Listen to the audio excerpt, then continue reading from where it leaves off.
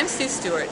My first article in So Beautiful back in 1990 or 1991 was on shark's teeth. It was a technique that I had seen on an antique apron, and I devised a way to do it all by machine.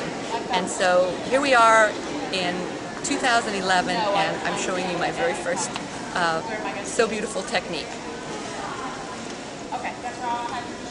Lightweight, natural fiber fabrics work best. Cotton batiste is wonderful. And you can see I've marked a fold line, it's a solid line. This dashed line is a stitching line. And these little perpendicular lines are clip marks. I mark everything all at once. For those of you who are math brains, this distance is X, this distance is 2X, and the distance between fold lines is 3X, so you can make these any size that you want. To do the actual construction, you fold, press a fold exactly on each of the solid lines, and then straight stitch right on the dotted line to make a tuck. You do that on all of your fold lines. Then you have a piece that looks like this. You can see I've made the tucks with the folds and the stitching line. This brings the clip marks closer together. So then for each clip mark, I take a sharp scissors and cut all the way to the stitching line.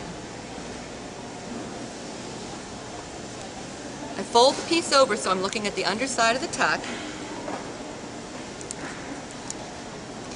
Take a bit of glue, water-soluble glue stick, and put just a bit of the glue right there at the clip. I fold the clip so that the cut edge is right along the stitching line. And I will do that for all the tucks, all the clip marks in one row. I do all the clips and then fold everything and glue it. The next step then is to stitch. To do the stitching, I fold the bottom layer back, so I'm stitching it just as I would if I were making the tuck. You can use a little zigzag, or I like to use a little blanket stitch. Not a pin stitch, but a stitch that goes either 1 or 2 straight stitches over to the side and back. You can see I've done it in black thread here. You wouldn't do it in black thread. You would do it in a thread color to match the fabric. This stitch needs to be wide enough to catch that raw edge on the underside. And after I do one row, then I do the same thing on another row, stitch it like this, then I would do the clips and folds and stitching on the top row, and I would have my shark's teeth.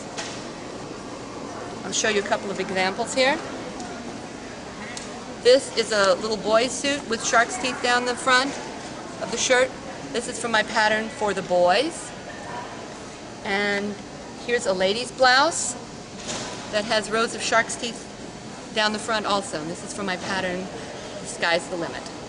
Have fun with shark's teeth.